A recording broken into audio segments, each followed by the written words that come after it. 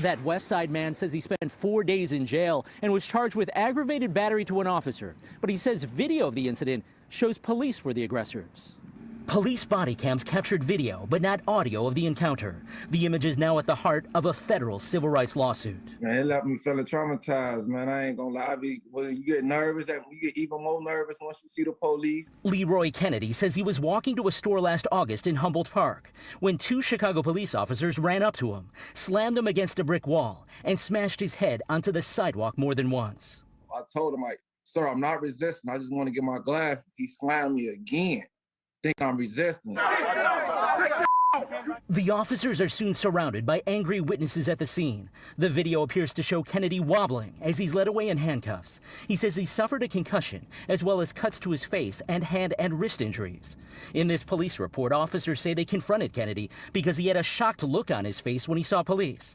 And officers say they thought Kennedy was attempting to conceal a firearm.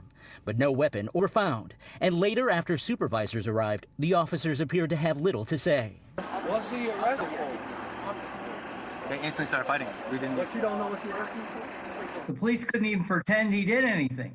So you have a police report which gives no description of a crime and no reason for approaching him other than his bulging eyes. All charges against Kennedy were later dropped. The city's law department did not return our request for comment. And a CPD spokesperson said the department does not comment on pending litigation. Peace and blessings, all praises to the Most High. And there you see the story of Leroy Kennedy IV, a resident of Chicago who was actually sort of a community activist. Being brutally assaulted, slammed on the ground, face first. You saw the scars on his face as he got into the car by 2 aggressive police officers. And one of them, haphazardly, was a black man, so-called black man. And his white partner, probably under the tutelage of his white partner, decided to accost and harass him. Now, the story goes that the brother was just sitting on the side of the store. And they claim that when the police passed them, he had a bulging look of surprise by the police. And they came and they further said that, it looked like he was attempting to hide a handgun. And that was their reason for approaching him.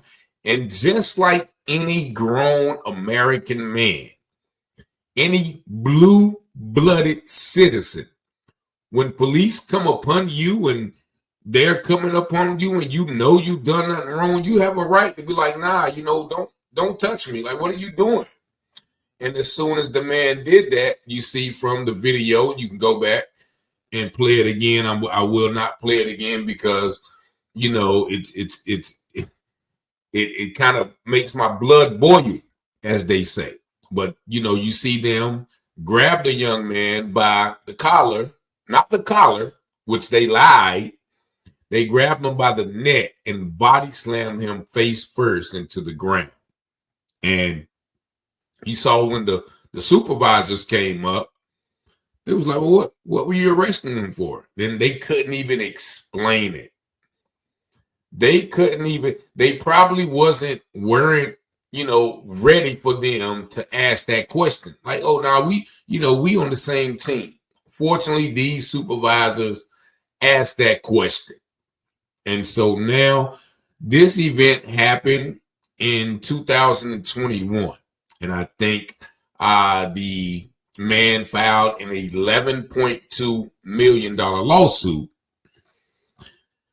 as a part of, his recompense for them unjustly assaulting him. Now, if I'm not mistaken, the city ended up paying him $200,000. Don't quote me on that. But the man got some semblance of justice. But there was an investigation, and those cops have found to lie about it. Now, this is their narrative. They said an early summer evening in August of 2020, Jonathan Rigner, a black cop in his second year on the force, and his white partner, Nicholas Abramson, were driving through Humboldt Park in their squad car when they spotted 26-year-old Leroy Kennedy IV, who was black, sitting against the wall near a corner store with some acquaintances. Upon seeing the cops pass, Kennedy's body stiffened and his arms enlarged, and his eyes enlarged, according to the arrest report. Rigner said that was enough for them to suspect Kennedy was concealing a weapon. Wow. Just because I see the police, and how can you even tell when somebody's body stiffened if you are driving by in a police car? That is total horse crap. Rigner jumped out the vehicle and chased after Kennedy on foot. As he approached, he claims Kennedy flailed his arms and yells, "Don't touch me," before slapping the cop's hands multiple times.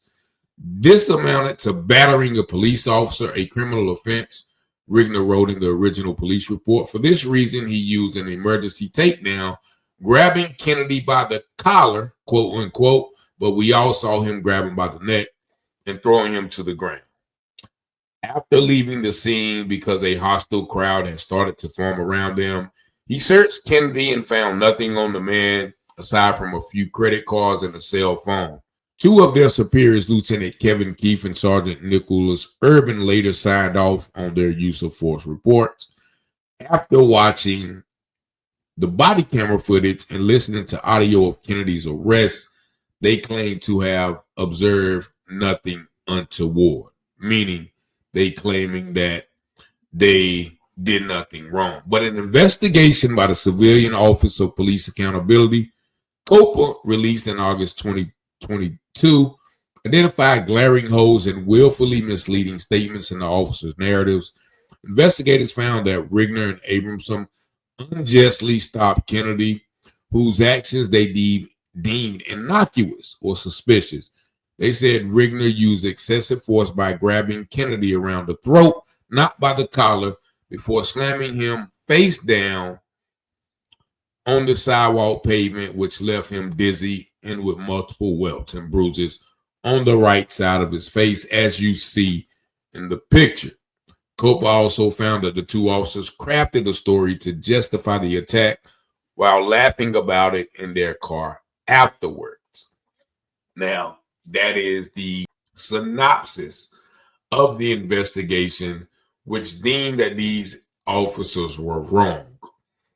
And the fact that they can just justify their attack, because that was their assault on the citizens, by saying, oh, his eyes got big and his body stiffened, and that means he has a gun.